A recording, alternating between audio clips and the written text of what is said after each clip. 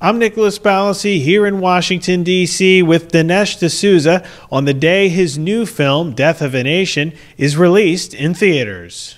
So I wanted to ask you first about the film.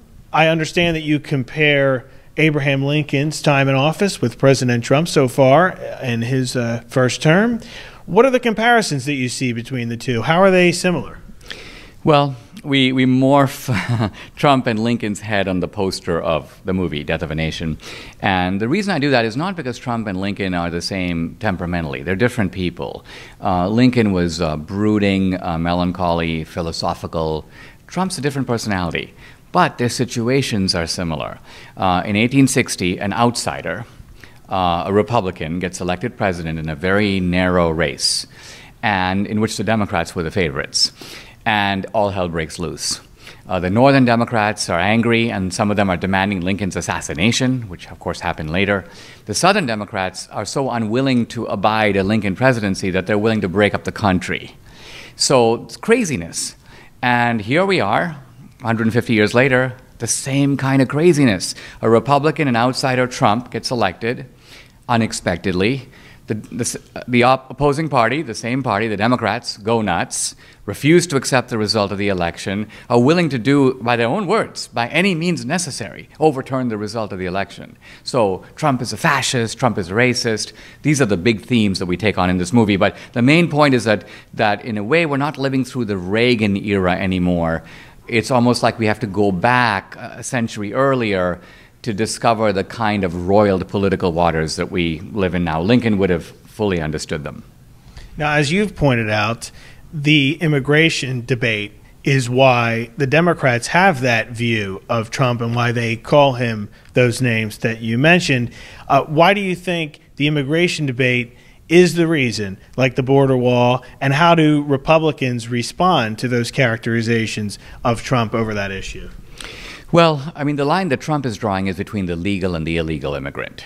And in fact, I even hesitate to use the word illegal immigrant because illegals are not immigrants. Now, that's not a racial line at all. Why? Because the vast majority of legal immigrants who come to America today are not white. They come from Asia, they come from Africa, they come from South America. So Trump is not drawing a racial line. So the left is just malicious and wrong in accusing him of being a bigot. What the left does in order to try to make that case is to conflate and blend together the legal and the illegal. Trump's against immigrants. No, he's not. Now, I don't like illegal immigration because I think it's unfair to legal immigrants. People like me had to go through the process. My wife's from Venezuela. We had to stand in line. We had to go through the immigration process. And I have lots of guys in India who'd love to come to America. Now, they can't swim across the Rio Grande or jump across a fence. They've got to stand in line. So the immigrant, the illegal, is cutting the line, is breaking the law. And the idea that a major political party has now become the champion of illegal immigration, this is a moral disgrace. And then you hear the Democrats say something needs to be done about the undocumented immigrants because there's over 12 million. They've been here. We can't round them all up and send them all back to their home countries. That's the line that you hear from the Democrats. How do you respond to that at this time? Well, I responded in the beginning by highlighting and red flagging this Orwellian phrase, undocumented immigrants, as if to say that the immigrant's merely lacking a document. No, the immigrant isn't lacking a document. The immigrant actually is breaking the law.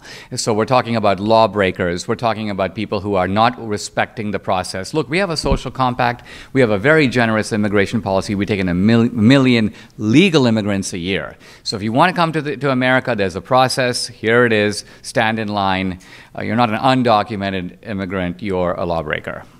Now, the president's been talking about the border wall, and he wants to get full funding for the whole system, the whole border wall system, and he's willing to shut down the government, he's saying, over that single issue, possibly before the midterm elections. Do you think that's a good strategy? As a political tactic, I don't know, but I will say that essentially what I think Trump is reflecting is a certain frustration that you can't have a country without a border.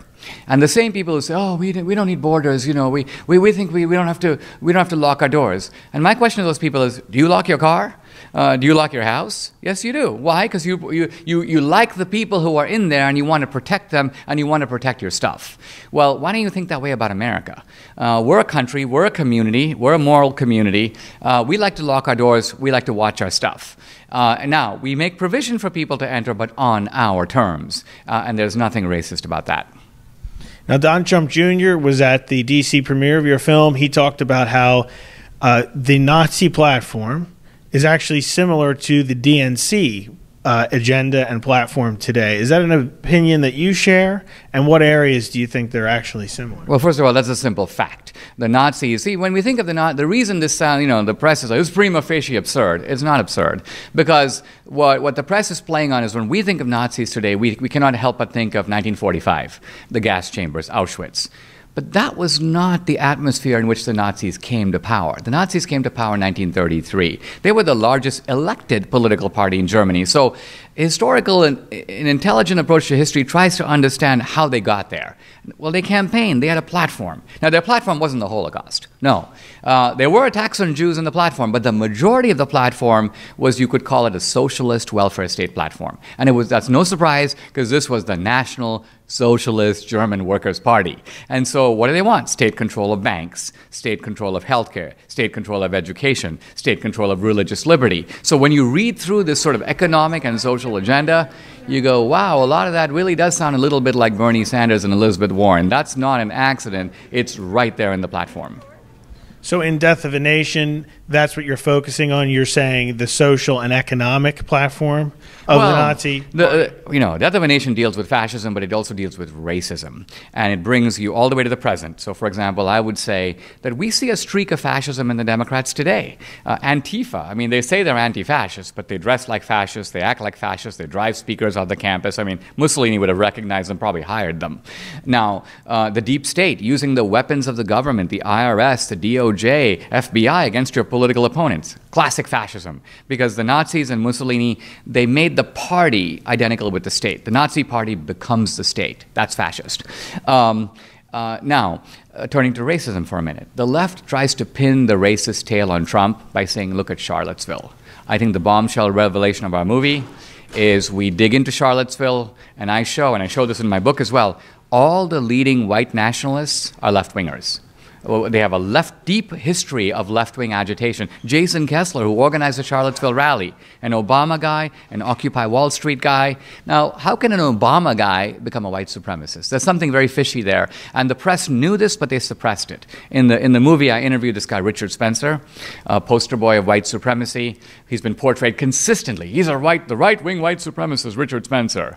But there's nothing right-wing about him, and I exposed that in the movie from his own mouth.